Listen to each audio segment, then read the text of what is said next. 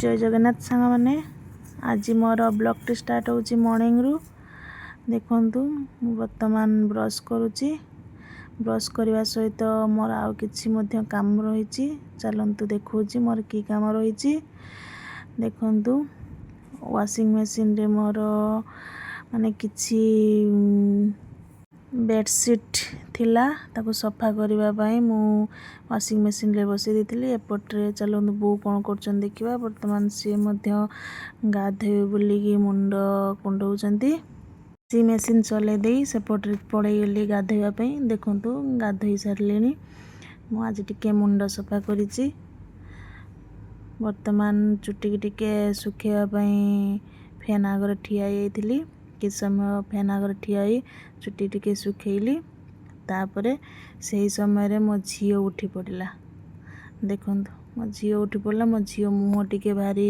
फुल्का फुल्का देखा जाउची काहे ना ता माने नाक पाखु माने आखी पाखरे तार कोन गोटे बाहरीची बथ टाइप रो ताको एते जोर से गरम होउची जे तार एबेठू बथ सु बाहरी पइलानी मुझे पचार तो निद भोगईनी सी कह ना मोर भोगई नहीं मैं हो ठीक अच्छे आउ टे शोपड़ ता सांग टिके माने दुष्टामी कली माने माँ झी आम टे मजा मस्ती कलु तापर मुझे कहली कि तू टिके मो कोड़ू माने मो काखर ओह्ल पड़ मुझे सजई पड़े तापर मुझे नहीं खुआबी बाबा कती फोन करवा एमती भाव मो झील सहित टिके समय टाइम स्पेंड करदेली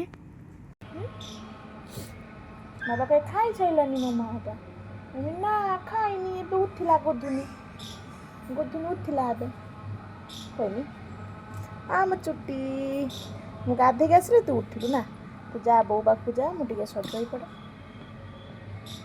गाधुआ पाधुआ कम सारा पर वॉशिंग मशीन ले जो बतरे के रखी थी बेडशीट गुड़ाक कि मो झीर ड्रेस ताकू धोइली समस्ते कहती बाहर रहिले कौन काम देखुं सांग मैंने केते सारा काम रही सका उठी घर द्वार खरक तापर छुआ कथा बुझु निजे माने गाधुआ पाधुआ काम निजर अच्छी पुणी ड्रेस सफा कतरू छुआर माने सबु किछि काम करि साइला परे गोटे सर्टिफिकेट मिलिबो बाहर रहले कौन काम खाली खाउथबो बसुथबो कौन एया होची लोकंकर माइंड चलंतु कार कौन माइंड तो आमे स्टडी करि परिबा नाही निजे जेमती आमे सेमती बंचिबा दरकार बेडशीट गुडा को टिके माने पानी छड़ा पे चिपुड़ चापुड़ देली माने सुखिया पई टिके कम समय लागिवो सेपट्रे सुखेवाई अच्छी सिस्टम अच्छी किंतु मु सुखाए ना सेमती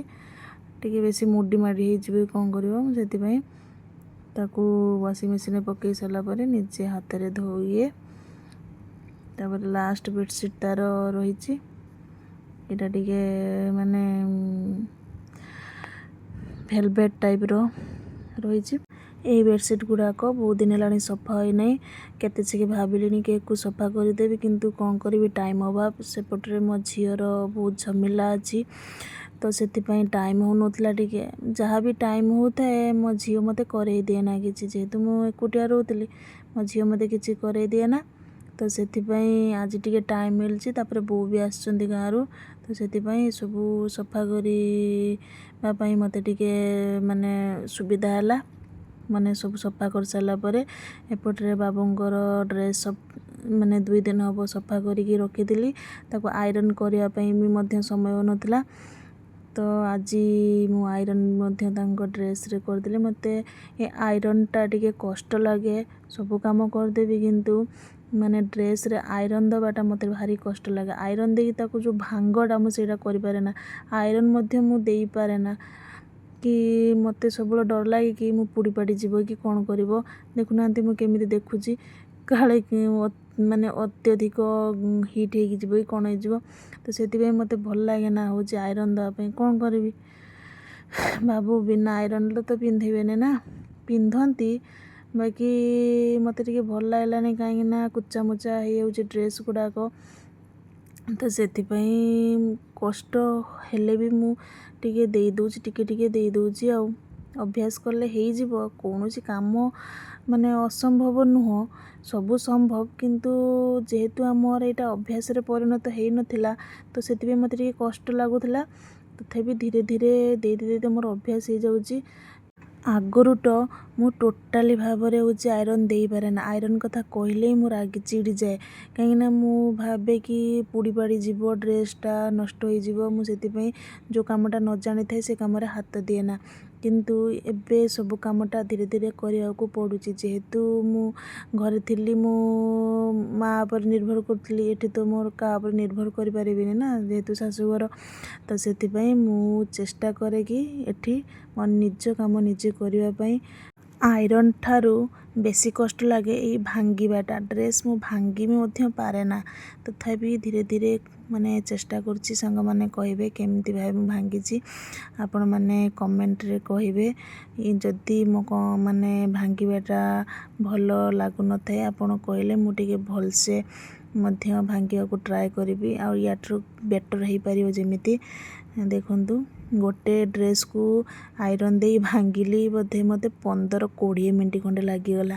ମୁଁ କହୁଛି ନା, ମୁଁ ଏଇଟା ମାନେ ଆଇରନ୍ଟା ମୋତେ ଟିକେ ବହୁତ କଷ୍ଟ ଲାଗେ କରିବା ପାଇଁ। ଯାହା ବି ହଉ, ମାନେ ଫାଇନାଲି ମୁଁ ଗୋଟେ ଡ୍ରେସ୍କୁ ଆଇରନ୍ ଦେଇ ଭାଙ୍ଗିଦେଲି। ତାପରେ ଏଇଭଳିଆ 5ଟା ଡ୍ରେସ୍ ଭଲ ଭାବରେ ଭାଙ୍ଗିଦେଲି। ଆପଣମାନେ କମେଣ୍ଟରେ କହିବେ। ତାପରେ ମାନେ ହେଉଛି ମର୍ଣ୍ଣିଂରେ ଆମର ବ୍ରେକଫାଷ୍ଟ ଟାଇମ୍ ହୋଇଯାଇଥିଲା। ଆପଣମାନେ ଭାବୁଥିବେ ମୁଁ ଏଇ ଇଞ୍ଜେକ୍ସନ୍ଟା କାହାକୁ ଦେଉଛି। ଆକ୍ଚୁଆଲି ବୋଉଙ୍କର ଡାଇବେଟିସ୍, ତ ସିଏ ଇନ୍ସୁଲିନ୍ ନେଉଛନ୍ତି। ଯେହେତୁ ତାଙ୍କର ଟାଇମ୍ ହେଇଥିଲା ଖାଇବା ଟାଇମ୍ 9ଟା, ମୁଁ ଏପଟରେ ଜଲ୍ଦି ଆଇରନ୍ ଦେଇ ତାଙ୍କୁ ଇନ୍ସୁଲିନ୍ ଦେଇଦେଲି ସକାଳ ଖିଆ ଖାଇବା ପାଇଁ, ମାନେ ବ୍ରେକଫାଷ୍ଟ କରିବା ପାଇଁ। ଦେଖନ୍ତୁ କେତେ ଏପଟରେ ବୋଉ ଆମର ଝିଅକୁ ଧରି ବସିଛନ୍ତି। ତାଙ୍କୁ କହିଲି କି ନେଇଯାଅ ଜଲ୍ଦି ଇଞ୍ଜେକ୍ସନ୍, କାହିଁକିନା 9ଟା ବାଜିଗଲାଣି, ତୁମର ଖାଇବା ଟାଇମ୍ ମଧ୍ୟ ହୋଇଗଲାଣି। ସେ ମଧ୍ୟ ଝିଅକୁ ତଳକୁ ଛିଡ଼ା କରିଦେଇ ଇଞ୍ଜେକ୍ସନ୍ ନେଇଗଲେ। ମୁଁ ମଧ୍ୟ ତାଙ୍କ ପାଇଁ ଖାଇବା ପ୍ରିପାରେସନ୍ରେ ଚାଲିଗଲି। ଆଜି ସକାଳ ହେଇଥିଲା ରୁଟି, ମଟର ତରକାରୀ ଆଉ ଅଣ୍ଡା ଭୁଜିଆ, ତାଙ୍କୁ ଦେଇଦେଲି। ଆଉ ତାପରେ ମୁଁ ମଧ୍ୟ ବ୍ରେକଫାଷ୍ଟ କରିଦେଲି। ବୋଉ ତାଙ୍କର ସେପଟରେ ହେଉଛି ଖାଉଛନ୍ତି ଝିଅକୁ ଧରି। ଝିଅ ମାନେ କାହାକୁ ଖୋଇ ଦେଉନି, ସେଥିପାଇଁ ବୋଉ ତାଙ୍କର ସେଠି ତାଙ୍କୁ ଧରିକି ଖାଉଛନ୍ତି। ମୁଁ ମୋର ଏଠି ମୋର ଖାଉଛି। ଲଙ୍କାକୁ ଦେଖୁଛନ୍ତି କେମିତି ଭାବରେ ଚୋବଉଛି। ମୋର ସବୁ ଖାଦ୍ୟରେ ଲଙ୍କା ପ୍ରଧାନ। ଆଜିକାର ବ୍ଲଗ୍ଟି ଏଇଠି ଶେଷ କରୁଛି। ପୁଣି ଦେଖା ହେବ ନେକ୍ସଟ ବ୍ଲଗ୍ରେ। ରହିଲି, ଜୟ ଜଗନ୍ନାଥ।